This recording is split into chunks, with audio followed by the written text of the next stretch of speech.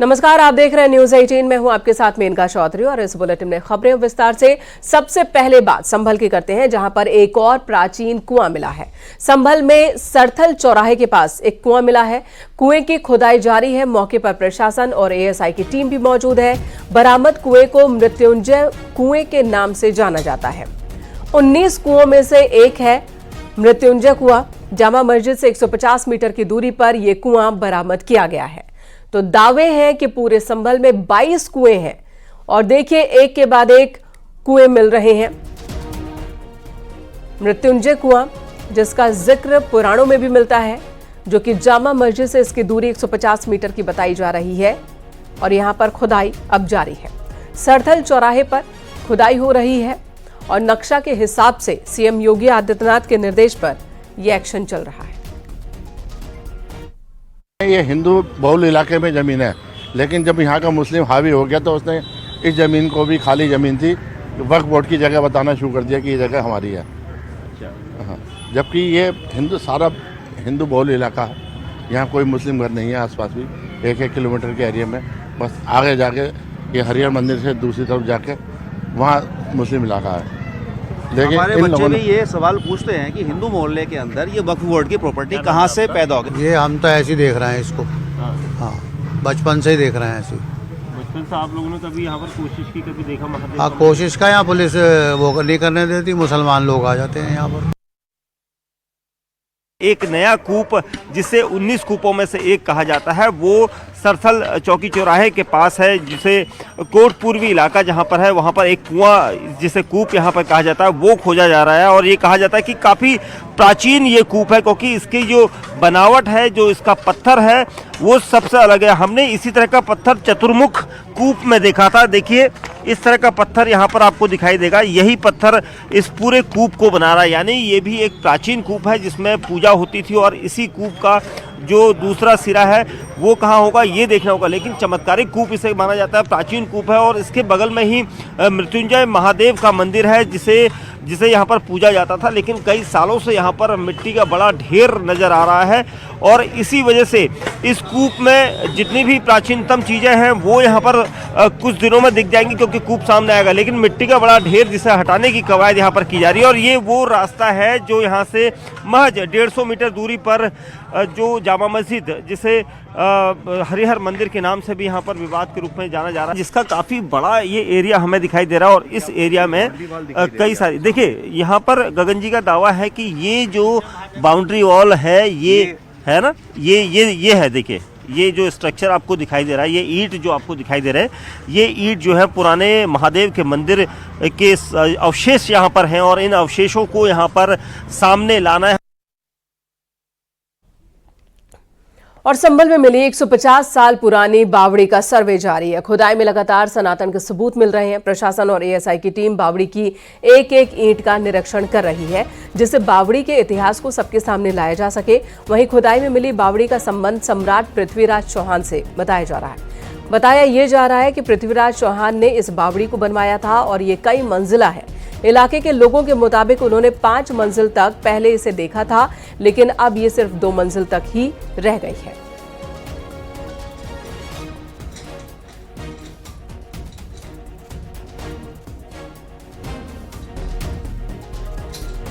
और मेरी सगरे वर्कर लगे हुए हैं कार्य में, और कार्य की प्रयास ये चली कि हम सफल बन के चले। अच्छा, कितनी खुदाई का कौन सा दिन है? खुदाई का आज 6ठा दिन है।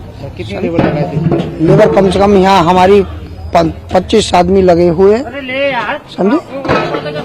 और हमें उम्मीद है कि हम सफलता पाएंगे।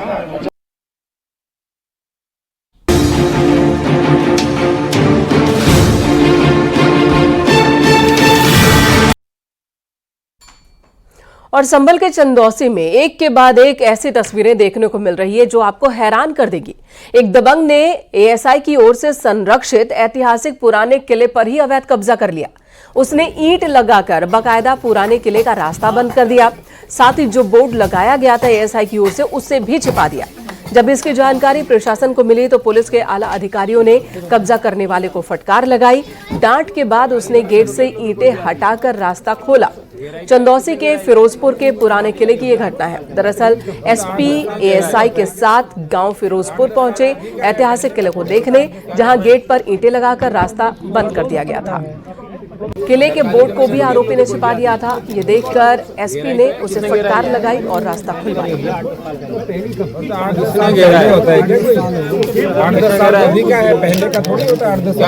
सरकारी जमीन है तो घेर लो कोई भी आदमी।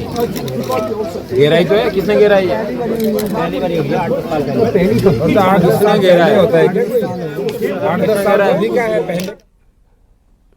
हाल ही में आरएसएस प्रमुख मोहन भागवत ने मंदिर और मस्जिद विवाद पर बयान दिया था, लेकिन अब आरएसएस से जुड़ी पत्रिका ऑर्गेनाइजर में भागवत के बयान के ठीक विपरीत लेख लिखा गया है, जिसमें सोमनाथ से लेकर संभल तक का जिक्र है। लेख में ये भी दावे किए जा रहे हैं कि विवादित स्थलों का वास्तविक इतिहास जानना जरूरी है। पत्रिका ने संभल मस्जिद विवाद पर एक कवर स्टोरी प्रकाशित की है, जिसमें दावे ये किए गए हैं कि कैसे संभल में शाही जामा मस्जिद के स्थान पर एक मंदिर मौजूद था। इसमें संभल के सांप्रदायिक इतिहास का भी वर्णन किया गया है। हालांकि ये पहली बार नहीं है जब मोहन भागवत ने इस तरह का बयान दिया। हाल ही में उन्होंने कहा था कि धर्म के आधा अधूरा ज्ञान गलत होता है और धर्म का आधा अधूरा ज्ञान की वजह से ही अधर्म होता है। म्हणून हा धर्म समजवावा लागतो आणि समजवणं फार कठीण गोष्ट आहे। मनुष्य समजत नाही। मी खूप ज्ञानी मनुष्य असेल तर त्याला त म्हटल्यावर ताकभात लगेच लक्षात येतो। फार अज्ञानी माणूस असेल तर सांगणारा ज्ञानी आहे त्याला माहीत असतं म्हणून त्याचा तो लगेच ऐकतो। धर्म हा समजावा लागतो। तो नीट नाही समजला तर त्या धर्माच्या अर्धवट ज्ञानाने अधर्म होतो। जगामध्ये धर्माच्या नावाखाली जितके अत्याचार झाले आहेत ते या चुकीच्या समजुतीमुळे झाले आहेत आणि म्हणून तो धर्म समजवायचं काम करणारे संप्रदाय असावे लागतात। नुसते पंथ असून चालत नाही। और मोहन भागवत के बयान पर अखिलेश यादव और सीएम योगी आदित्यनाथ ने क्या कहा है, ये भी आपको सुनाते हैं। मुझे उसमें कुछ नहीं कहना, मैंने पहले भी कहा है।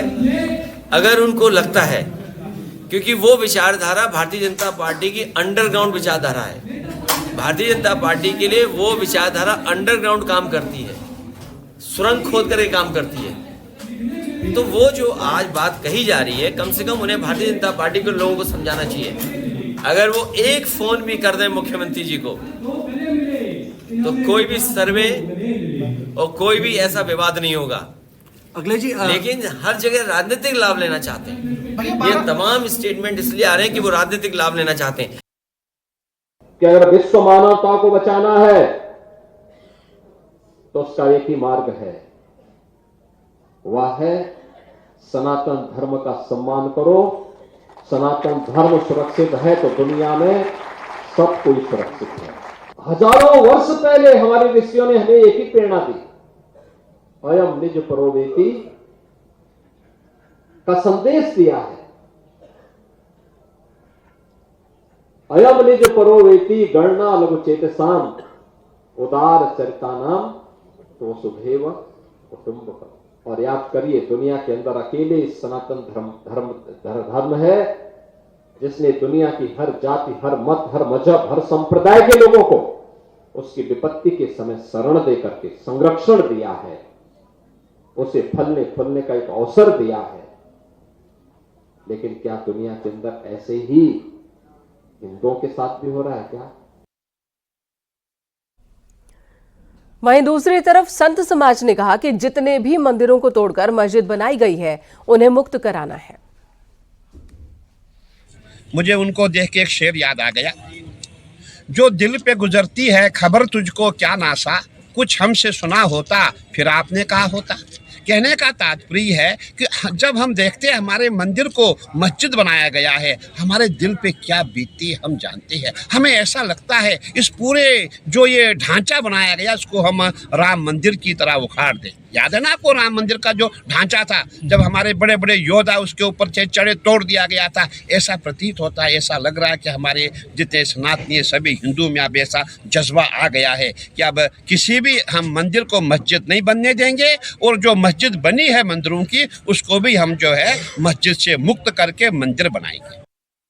देखिए, वो हमारे बड़े हैं और बड़ों की बात पर हम लोगों को राइट्स नहीं। हमारे संस्कार, हमारा कल्चर ये है कि हम लोग उनके किसी भी बयान पर हम टिप्पणी नहीं कर सकते और मैं स्वयं, मेरे लिए वो आदरणीय है तो मैं इसलिए उनके बयान पर टिप्पणी नहीं करूंगा। परंतु अगर आप पर्सनली मुझसे ये पूछेंगे तो मुझे लगता है कि जब तक मथुरा में मंदिर न बन जाए, जब तक काशी में मंदिर न बन जाए, जब तक सनातन बोर्ड नहीं बन जाए, तब तक हम किसी भी सनातनी को मौन नहीं रहना चाहिए। हम लोग मौन थे तो पाकिस्तान बन गया, हम लोग मौन थे तो बांग्लादेश बन गया, अब और मौन रहेंगे तो इस हिंदुस्तान के भी टुकड़े होंगे। तो इसलिए मौन तो नहीं रहना है। साधु संत कह रहे हैं मौन नहीं रहना है। मोहन भागवत कह रहे हैं कि हर गली में मंदिर मस्जिद विवाद से कुछ नहीं होने वाला। हालांकि पत्रिका में कुछ अलग ही बात लिखी गई है। पत्रिका में यही लिखा है कि सोमनाथ से लेकर संभल तक जितने भी मंदिर थे उन मंदिरों का मिलने चाहिए हमें और उनके इतिहास के बारे में हमें पता चलना चाहिए। और इसी बीच आरएसएस पत्रिका में इस लेख पर वृंदा करात और वीएचपी के विनोद बंसल ने भी अपनी प्रतिक्रिया दी है। वो उन्होंने क्या कहा वो भी हम आपको सुनाते हैं।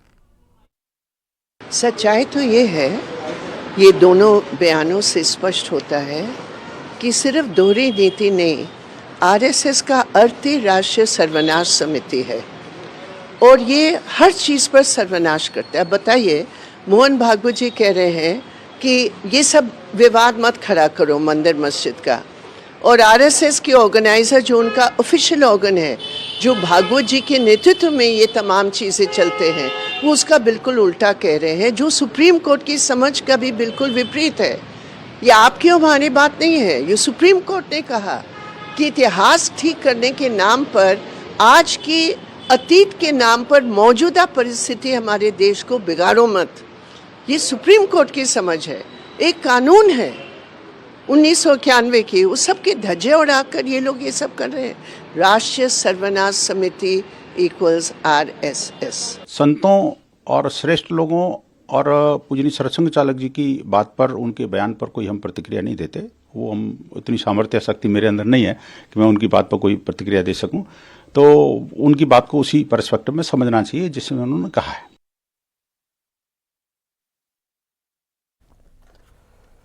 इधर सीएम योगी आदित्यनाथ लखनऊ में वीर बाल दिवस कार्यक्रम में शामिल हुए। मुख्यमंत्री आवास में कार्यक्रम का आयोजन हुआ और इस दौरान 11,000 सहज पाठ का आयोजन किया गया। धर्म की रक्षा के लिए साहिबजादा जोरावर सिंह और साहिबजादा फतेह सिंह के सर्वोच्च बलिदान की स्मृति में वीर बाल दिवस कार्यक्रम का आयोजन हुआ। इस मौके पर दोनों उप मुख्यमंत्री और बीजेपी प्रदेश अध्यक्ष भूपेंद्र चौधरी भी मौजूद थे।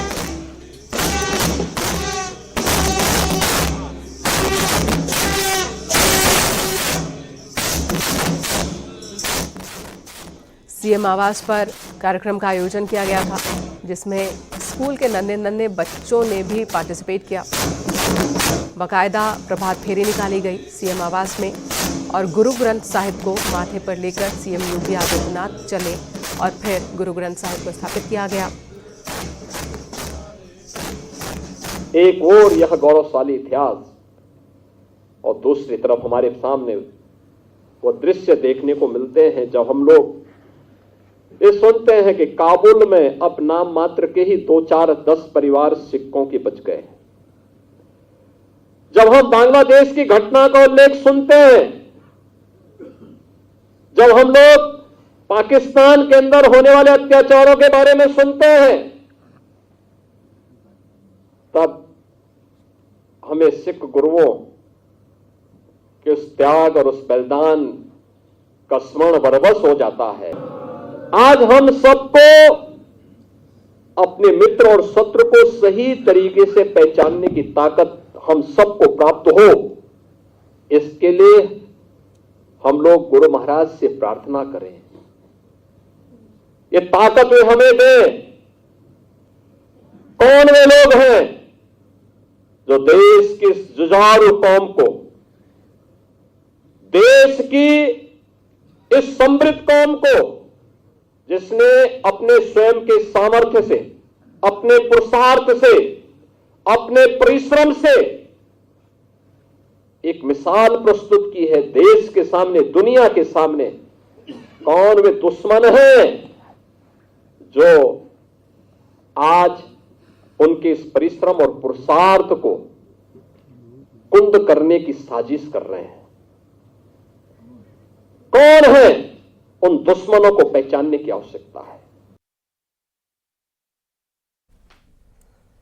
अभी महाकुंभ का आगाज 13 जनवरी से होगा, लेकिन यहां तैयारियों को लेकर सियासत अभी भी शुरू हो चुकी है। तैयारियां अपने अंतिम दौर में बताई जा रही हैं, लेकिन सियासत अंतहीन है।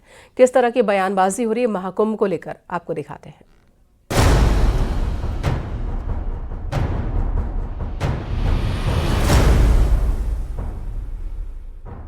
प्रयागराज में होने वाले महाकुंभ 2025 की तैयारी में यूपी सरकार पूरी तरह से लगी हुई है।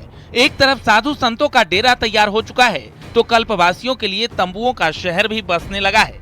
इस बार महाकुंभ कई रिकॉर्ड अपने नाम करने वाला है, जो इतिहास बनेगा। पर्यटकों के लिए किसी प्रकार की समस्या न हो, इसे ध्यान में रखकर कई नई चीजें भी तैयार हो रही हैं। लेकिन इन सब के बीच महाकुंभ को लेकर सियासत भी शुरू हो गई है। सियासत तैयारियों को लेकर है। समाजवादी पार्टी के राष्ट्रीय अध्यक्ष और पूर्व मुख्यमंत्री अखिलेश यादव ने महाकुंभ की तैयारियों को लेकर बीजेपी पर बड़ा हमला बोला है। सपा सांसद ने एक वीडियो शेयर किया है, जिसमें वो प्रबंधन को लेकर सवाल उठा रहे हैं।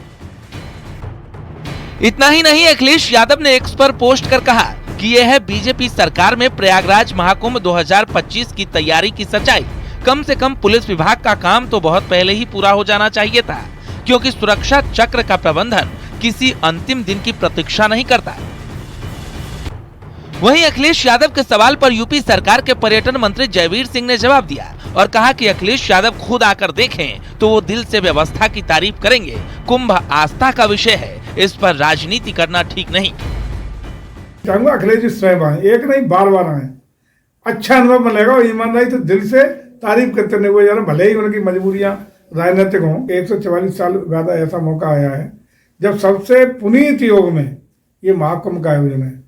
अखिलेश जी, इस पुनीत आयोजन का लाभ उठाइए। उत्तर प्रदेश की और देश की संस्कृति, सनातन परंपरा, आदर्श, मूल्य का दुनिया भर में बोलबाला हो, विश्व गुरु भारत बने। इस महापर्व पर अपने हाथ बटाइए, आइए वहाँ ऐसे आयोजन में भाग भी लीजिए। और ये छोटी छोटी हरकतें करना, इस तरह वीडियो डालना निश्चित रूप से आपको शोभा नहीं देता है। लेकिन महाकुंभ पर शुरू हुई सियासत पर समाजवादी पार्टी जहां अखिलेश यादव के बयान के साथ खड़ी है, तो वहीं संतों ने समाजवादी सोच का विरोध किया है। ये भारतीय जनता पार्टी वो गंभीर नजर नहीं आती। सनातन धर्म की भावनाओं से जुड़ी हुई कुंभ की बात है, तो समाजवादी पार्टी अध्यक्ष आदरणीय अखिलेश यादव जी ने इसलिए कहा कि अगर सरकार इतने बड़े आयोजन को लेके गंभीर नहीं है, तो समाजवादी लोग वो आगे आके मदद करने के लिए तैयार हैं, कुंभ की तैयारी में भाग लेने के लिए तैयार हैं, श्रमदान करने के लिए तैयार हैं। तो वो राजनीतिक तौर पे कुछ भी कटाक्ष करे, लेकिन अगर वो देखना चाहते हैं तो वो आए, कुंभ मेले का निरीक्षण करें, कहाँ कौन सा कार्य बाकी है उसको आप कहें तो उसको है जो देखा जाएगा, माना जाएगा। लेकिन आप ट्विटर, आजकल का जो विज्ञान पद्धति से ट्विटर पे ऐसे खबरें दे करके और जो आने वाले भक्त हैं वो भी संकोच करें, ऐसा ट्विटर न करें आप, हमारी प्रार्थना है आपसे। अभी महाकुंभ का आगाज 13 जनवरी से होगा, लेकिन सियासत अभी से जारी है। बहरहाल तैयारियां अपने अंतिम दौर में बताई जा रही हैं, लेकिन सियासत का कोई अंत नहीं। Bureau report, news 18।